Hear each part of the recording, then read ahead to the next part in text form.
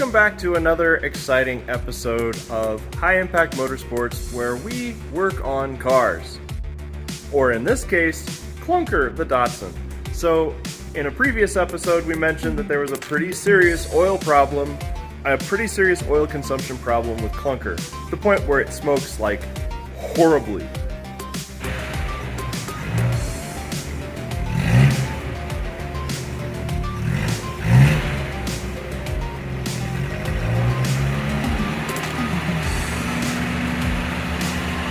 So we're going to go ahead and we're going to take the engine out of Klunker, and we're going to go ahead and try and figure out what it is that's causing the oil consumption problem, the oil smoke problem. We don't know if it's the rings are stuck. We don't know if it's something like there's like an oil passage, like there's an oil passage in the head, if it's spraying oil through the gasket into the cylinders. We really don't know. It's getting worse. It needs to be remedied. Oh, and by the way, this car is due at a car show at the end of the month on the 30th. So we need to be able to remedy this before that, and it has to be there because it's registered. So we don't know if it's going to be there at this point.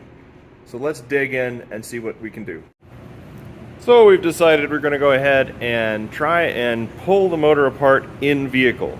So that means draining fluids and get this thing down to a point where we can pull the pistons out.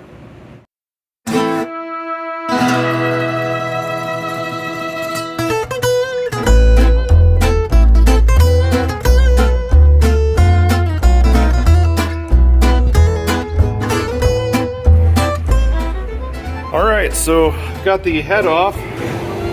Right off the bat, it looks like cylinders 3 and 4 are white, like they were getting coolant inside of them. So that's not a good sign. So I think it's head gasket related, but that's fine. These two are dirty, but the biggest part is that they are standard pistons, which we have rings for. Anyway, so here's the cylinder head and the gasket, and there's maybe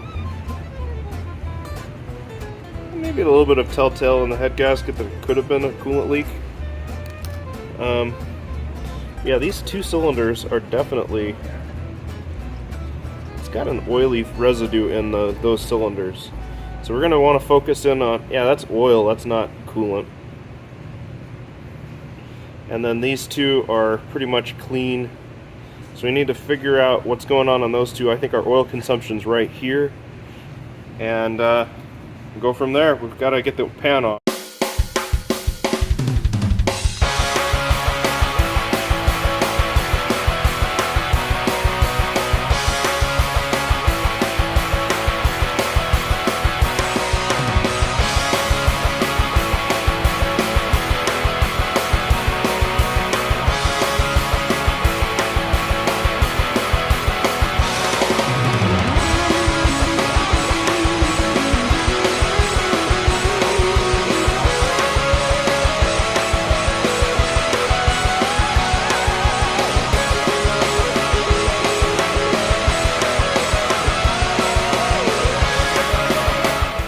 Alright, so the pistons are now out of the engine block. The engine block is basically still in the car, obviously. We left it in there, so the pistons are all out. The good news is that the pistons all look to be intact. If you look at the pistons, and we'll show you while I'm talking here, the piston rings are all intact on each of the pistons. That's flipping wonderful. We love that. But the thing that we're seeing is that the bearings are down to copper in the bottom end of the rod. So we don't have bearings for it. So, but what we're gonna do is we're gonna flip the copper side to the bottom of the rod and then the not so worn section up. This is just to get the car to stay running for the time being, because we don't have bearings for it right now. We will have bearings eventually, but not right now. And so we're gonna re-ring it with some just standard rings we have laying around, and doing on that. The bores on the engine block are a different story. The bores have a significant ridge at the top, and they have some scoring on them. So this engine ultimately needs to come out, needs to go to a machine shop, needs to get bored to the next oversize.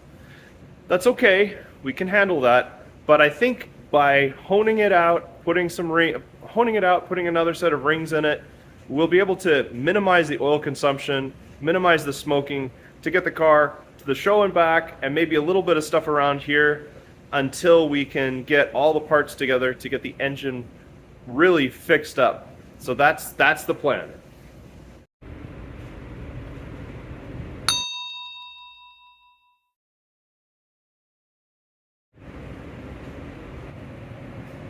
All right, so we found a problem, and that is that we have a broken piston.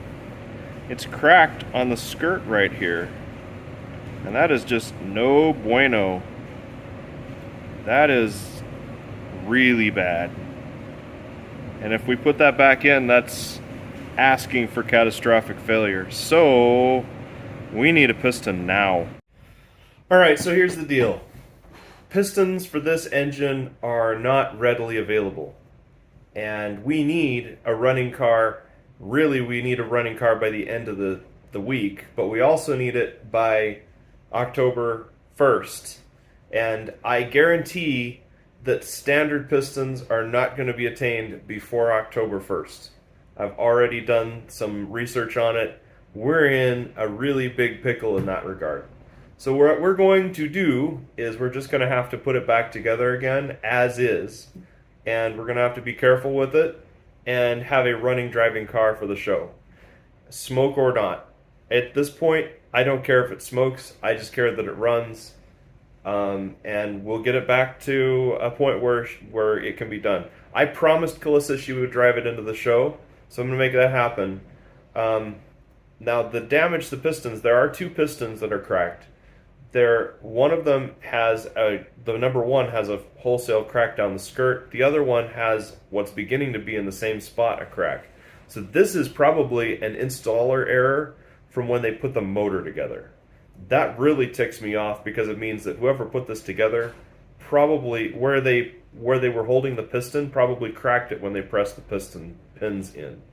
That's a huge problem. But it also means the problem's been around for a little while on the engine. So we're going to get this back together again, and we'll see what happens.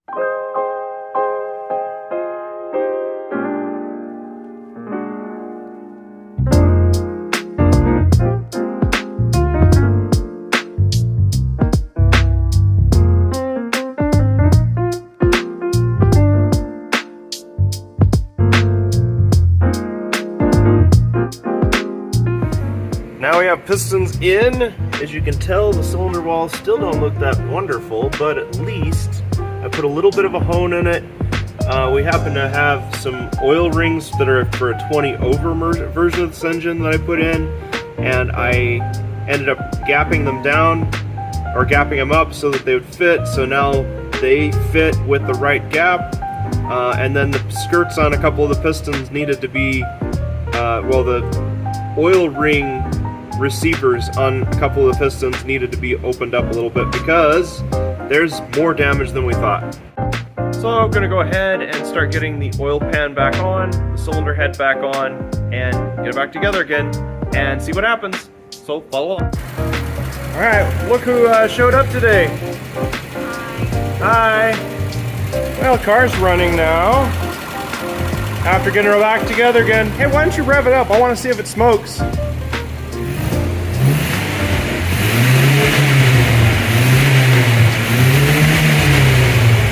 Now there's a little bit there. That's enough.